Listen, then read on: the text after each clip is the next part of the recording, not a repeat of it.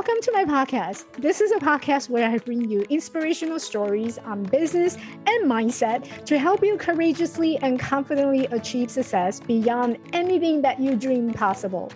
I'm your host, Michelle Quay. I'm a visibility confidence coach and the founder of Elevate Life Coaching. Let's just say that I know a few things about overcoming seemingly impossible obstacles in life and in business. My goal is to get you out there in your world so that you can stop playing small. Welcome to the show. Today, I'm super excited because this is probably my most enjoyable and fun and an episode that actually I can't stop laughing or smiling, year to year right now because I was doing some background stalking on Liz, and I'm she has so much to offer. She is the fresh prince of email marketing. Just by that, I can already tell we're going to have so much fun. Liz Wilcox has a freaking mission to help more business package up their magic and sell through email. She is also the queen, the queen of the walking 90s pop culture encyclopedia. So I actually have some questions in mind that I already have for Liz. I'm going to bring her out so that she can share that with you.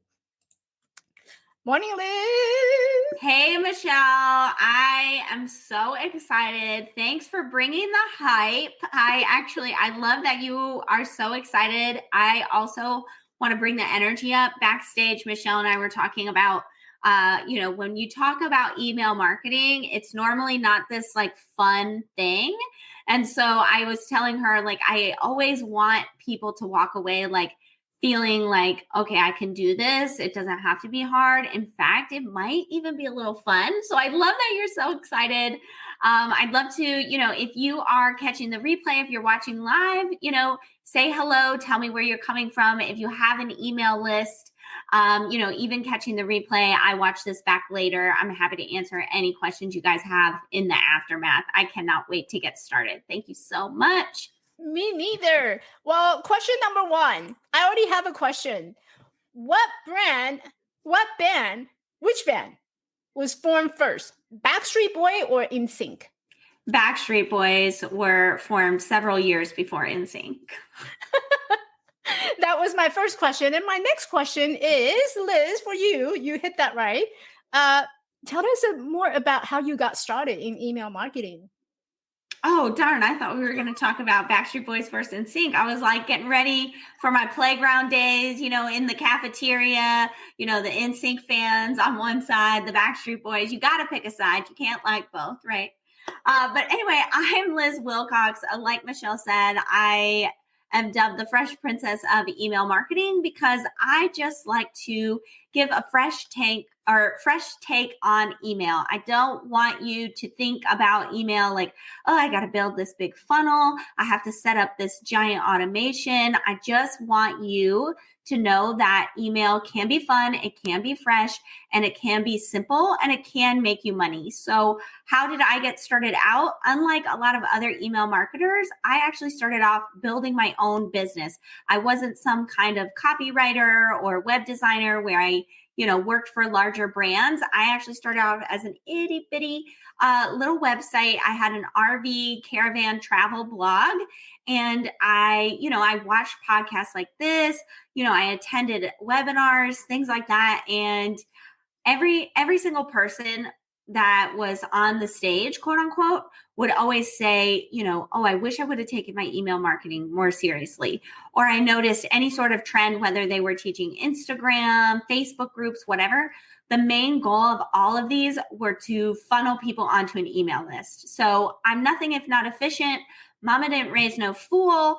I said, okay, I'm going to go really hard in email marketing. So I started building my list right away. I knew I wanted my blog to be a business. It wasn't just some online diary where I was going to, share my travels. I wanted to make money. I wanted to, elevate my current status, move beyond my current circumstances.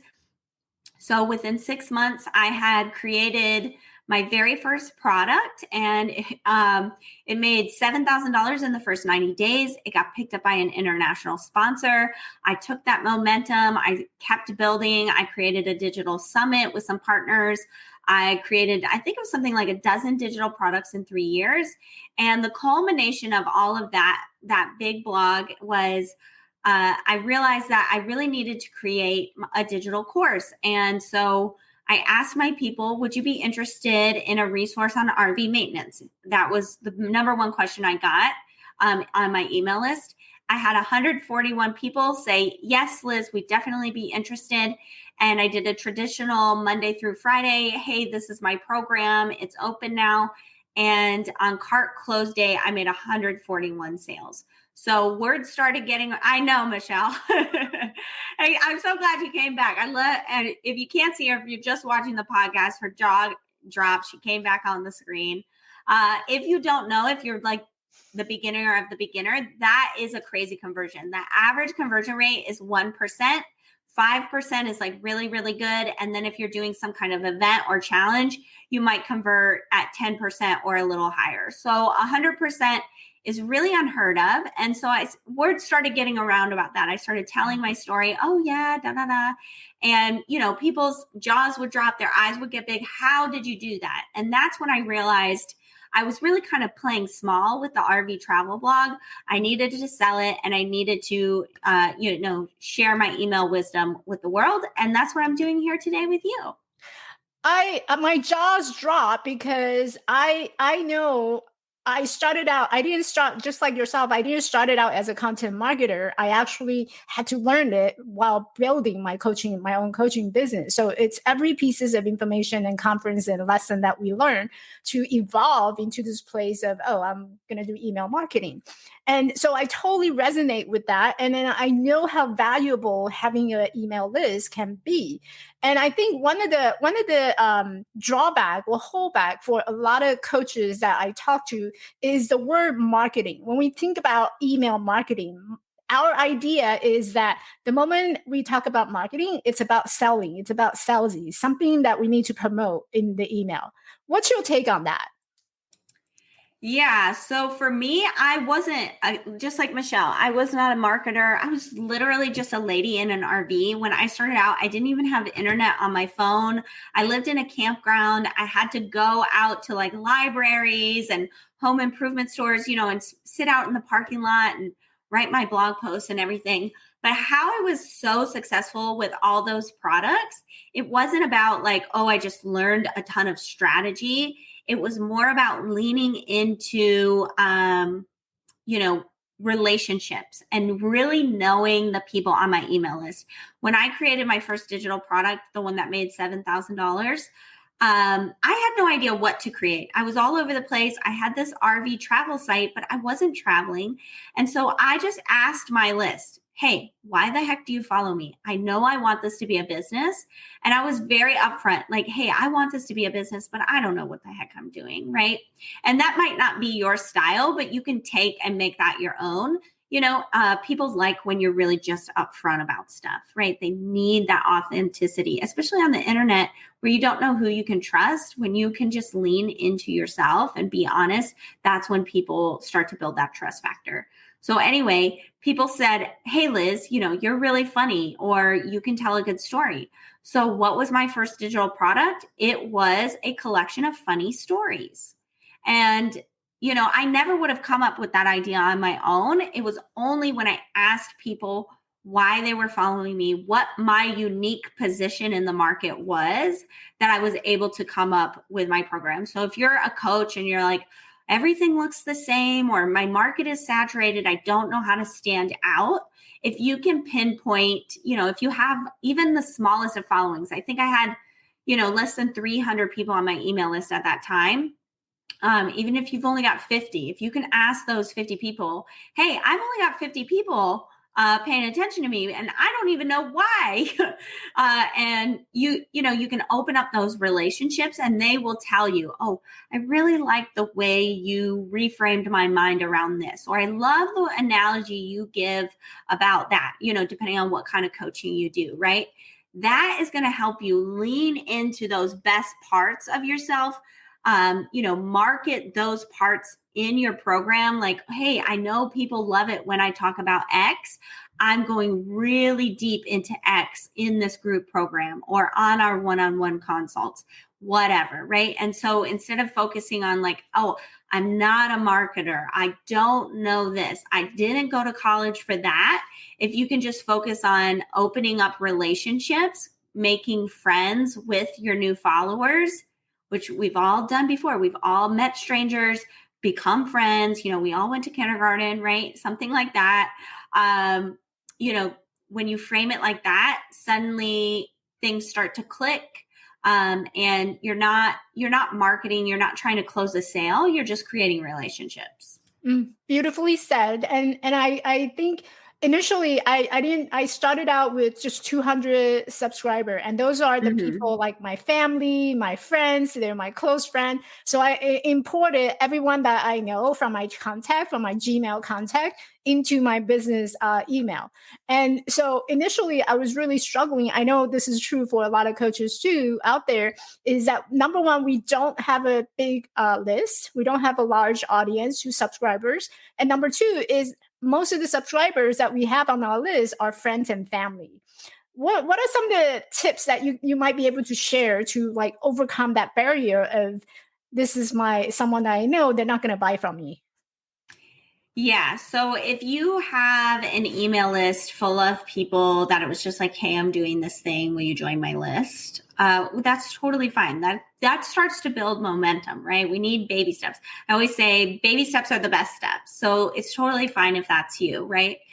But you want to start, pruning the list, right? Think of it as a tree. We got to cut off the dead leaves that are never going to buy, right? And so you start emailing consistently. Some people will naturally just drop off, right? Some people will just stick around because they love seeing what you do. And those people, if they do stick around, just practicing, putting in the work of, hey, these are my offers. Hey, I'm going to consistently email. They're going to share your stuff. You can even ask, P.S., even if you're not on my list for the right reasons, like if you could share this with someone, like if you're a fitness coach, right? If you are feeling healthy right now, but a friend really wants to get motivated in this area, send them this freebie, right? Create some sort of opt-in where people can share. The beauty of having a small list is you can be very upfront. You can be more direct. You can feel a little more comfortable being yourself because like, oh, it's mostly just my friends right now. So I can say things like, please help me get to the next level. Can you share this? Can you think of anyone who would actually make sense for this? You can get into the DMs even, get out of email, get on Facebook, Instagram. Hey, I know you're on my email list. I don't know if you actually need this stuff, but if you can think of anyone, I just created X, I'm really looking to get out there with it. Does that make sense? Yes, it does. And I think it speaks a lot to the authenticity that you were talking about earlier. Just be upfront about it, be transparent about it. And sometimes we signed up to things that we may not even realize why we signed up in the first place. So just kind of re-engage them in terms of what was your motivation when you first signed up with me or when you first joined my list? What did you like about me? And that will really help us to paint the picture of how do we approach them in the future. Yeah, I'd love to say one more thing about that as far as just being upfront.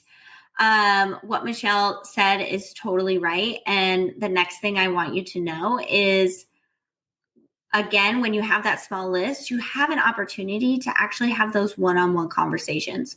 So email appears to be one to many, right? I send one email out to 50 people.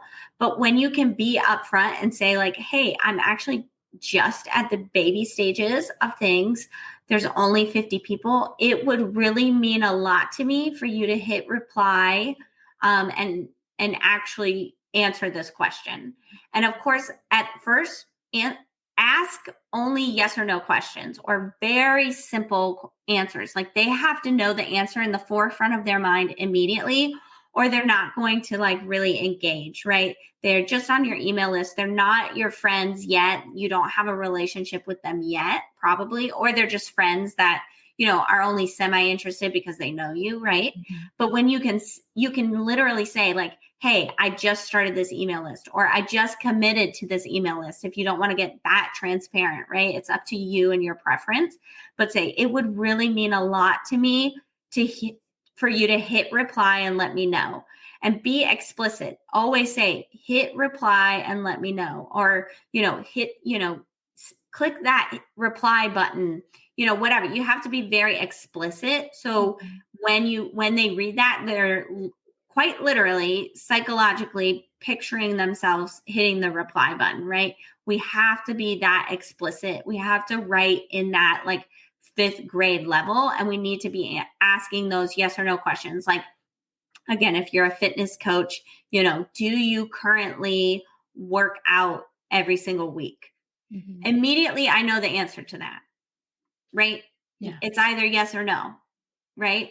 And so asking questions like that and building in, speaking of fitness, doing the reps, you're not going to see results at first, you know, unless you are a real like dynamite knockout type of writer. You know, this is going to take a while. It's going to be a slow game. The same as when you first set up your Instagram or Facebook. It's like, oh my gosh, this is taking slow. It's gonna take a slow time. But if you just keep asking those questions, you keep expecting replies, eventually you will get them. And then you will know these people, and you will be able to create programs, write sales pages, get on a sales call, and know what these people need and be able to offer it to them. Mhm. I think one of the things that came out for me as you're describing, you know, how to engage them into conversation and inviting them, wanting to hit the reply and have a conversation with us. How much of the language that we bring in? Because I when I think of email marketing, I think of serious like wording as to, oh, sign up now, here's a program, I'm launching this is what you need. How much of that are we bringing into the email marketing, and how serious do I want to be? It's up to your personality, right? Like, of course, Michelle and I are different people. You know, we have similar styles in some ways, but of course, we're different. The way she would write something is not the way I would write something. So, as far as emails go, and really any kind of writing that you do for your brand, whether it's on social media, email, you know, even in-person networking, you always want to lead with 3 things. Number 1, your personality, right? If you're watching this, or even if you hear me, you can hear some of that personality. I have rainbow glasses. I'm literally wearing a Will Smith shirt. If we went full screen, you'd see NSYNC in the background.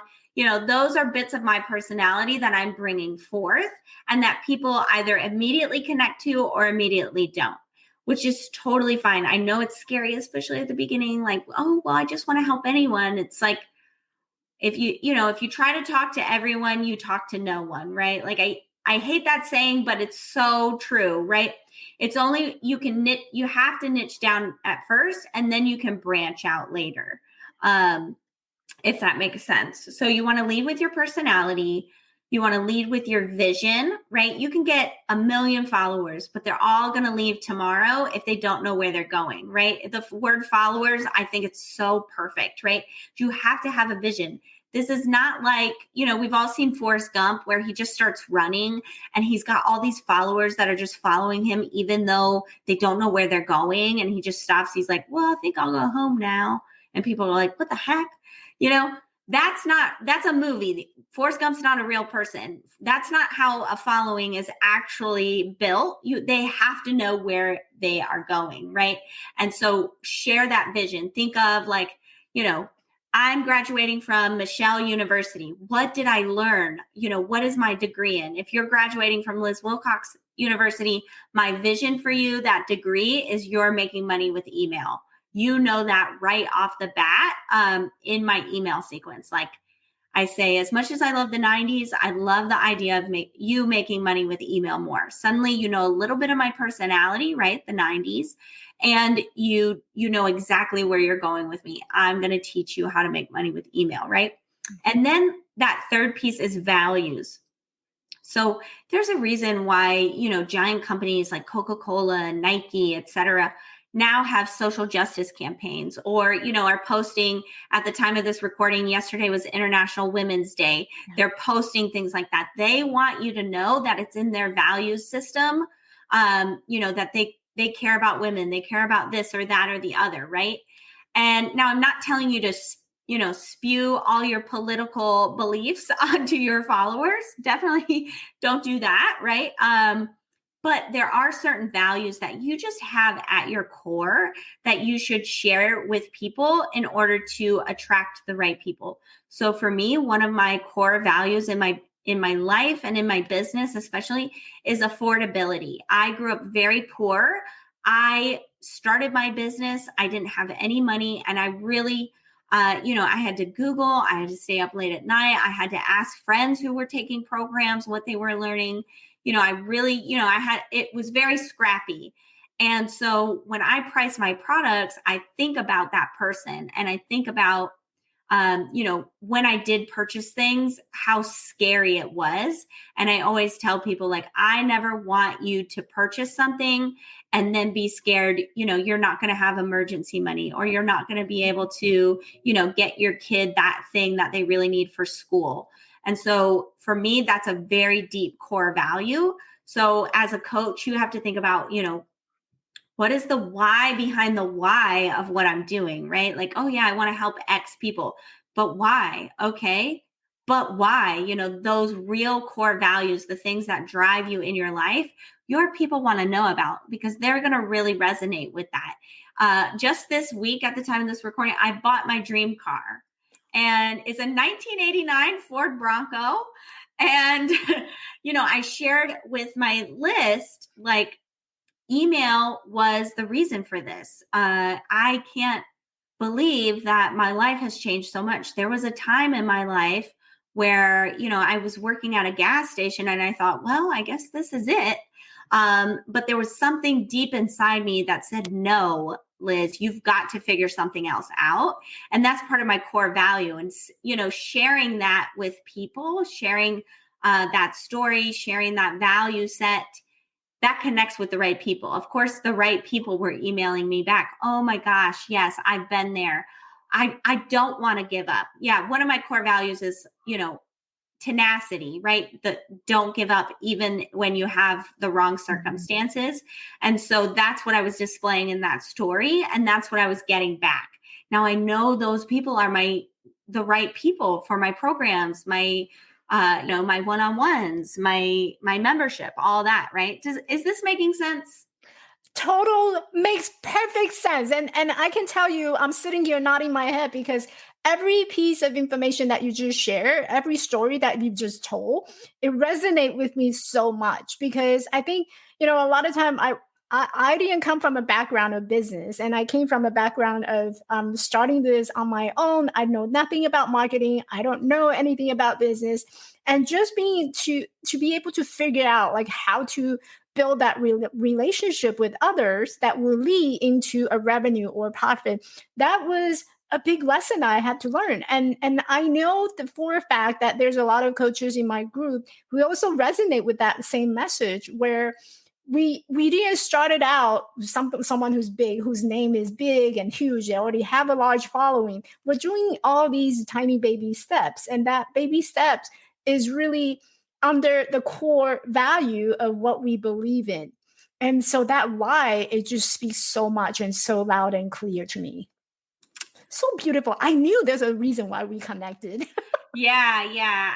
I'm so grateful we connected too. And especially as coaches, no matter what your industry is, if I'm your client, if I'm picking a coach, I need to know that person. I need to feel very safe and secure in order to actually open up and make change, right? And what I love about email, bringing it full circle here, is that you can truly be yourself and another person can be themselves. You can get as many people on Instagram as you want. You can have 1 million followers, but the way someone is going to email you, the way you're going to speak in email, can be so much more intimate, right? It's not this public forum where other people can read. So when you start to ask those yes or no questions, you get those responses and people start to open up. You start to open up that relationship. You can have real conversations in email where you really get to know people and you can really create the perfect program, the perfect one-on-one for people because you've been spending so much, for lack of a better term, intimate time with them in the inbox, right? Versus on Facebook groups, Instagram DMs, things like that. There's just something about email that makes it, you have this ability to open up and people open up to you in some beautiful ways. I've seen it. I've been emailing for over 5 years now. And I've shared some really awesome stuff, some really open stuff, like, sharing yesterday about, hey, I used to work at a gas station. I was like, this is it for me. And I had a lot of replies where it was like, wow, that one line really hit home, and sharing stories where they would never do that on Instagram. They'd never, write this, 3-4 paragraph story on Facebook, but suddenly, we are sitting there together. This is a shared experience. If I told them I had something to help them, right? Like, oh, hey, actually I have a one-on-one coaching thing, I think it could really help you because you just told me X. Do you think that person will buy? Yeah, probably. And they also trust me because I opened up first. It wasn't them just opening up to me. So that's what I really want coaches to know about email is, when you work in such an intimate space, you should work in an intimate space, and that's email. Yeah. I love the idea of describing email as a community. It's a community that you're creating for your audience. I'm curious, Liz, what are some of the ways that you work with clients? Yeah. So actually, I used to be a copywriter. And so I did the copywriting services to fund kind of this email thing, to do more podcast interviews like this. So my main thing now is I've retired client work. I don't write emails for people anymore, but you can do consult calls. I have consult calls where we go through, I call them digital get downs, which is an NSYNC song. So it's always fun where we get on the call, we talk about where you're at right now with email, what's, 1 or 2 struggles and where you want to go. And we make a plan for that. We either do live editing or we create a blueprint, something like that. It's really, really fun. And then also I have an email marketing membership. If you're like, Liz, how the heck does all of this work? I actually just write an email for you every single week. It's delivered straight to your inbox. So you can just get those emails out the door. I do a video training with every single one. It's usually 3 to 5 minutes. So you can really start to understand how email works, how you can take the template that I wrote and make it your own, no matter what industry or no matter what tone you are. And then, of course, if you just want to get started right now, you can just get my free swipes. You can go to lizwilcox.com. In the top right-hand corner, there's a hot pink button. You can't miss it. And it says free email swipes. You're going to get an entire welcome sequence to see what I mean about leading with personality, vision, and values. You're going to get 3 newsletter examples to see how you continue that conversation with prospects. And then you're going to get 52 subject lines so you never have to think of an email from scratch. I've already done it for you. So you get all of that for free just right there at lizwilcox.com. I think I'm gonna need to to get that myself because I know I'm constantly like writing emails and reaching out to the audience, but any templates would help. And so there's the website, everyone. Before I let you go, I know you have another cause that's coming up, and I'm so glad I was able to grab you here. Are there any final thoughts or tips that you would like to share with the audience? Yeah. So as you go, exploring more about email marketing, maybe you sign up for my list, fingers crossed, or you listen to more podcasts or anything. What I want you to do is something that I do and how I filter everything that I do in my business. I just want you to ask yourself 2 questions. Number 1, what would this look like if it was easy? And number 2, what would this look like if it was fun? Because as you learn more about email marketing, I know it's going to seem complicated, but the methods that I've created and the way that I write my emails and build my entire business is through the lens of those two questions. And I know no matter what you do next, whether it's email marketing, building a social media following, crafting your offer, if you ask yourself those two questions, you won't steer yourself or your potential clients wrong. I love those questions. What does it look like if it's easy? And also, what does it look like when you have fun? Mm-hmm. Yeah, I love those. One last question before I let you go. Sure. What activity did Pinky and the Brain, the two genetically spliced mice, participate in every night? They tried to take over the world. Right? Yeah. Oh, good. And the reason why I'm asking this is because I know that email marketing is really something that's very valuable for us business owners, for anybody.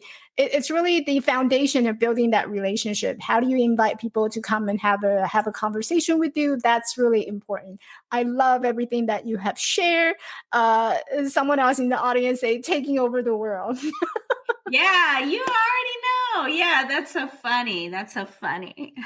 And these are the bits of your personality, right? You might not love the 90s, but see how, that person hasn't commented on the thing the whole time, but they were like, dang it, I know that. So don't be afraid to inject pieces of your personality that might not seem like they go with, right? Like, what does Pinky and the Brain have to do with email marketing? Nothing, but suddenly we've got somebody engaged and now we're off to the races starting that conversation. So that was a perfect example. Thank you, Michelle, so much for having me. I can't wait to see what everyone does with email. Hey, beautiful. Thanks for listening. Ever feel like you are out in the battle by yourself in this world? I know I did.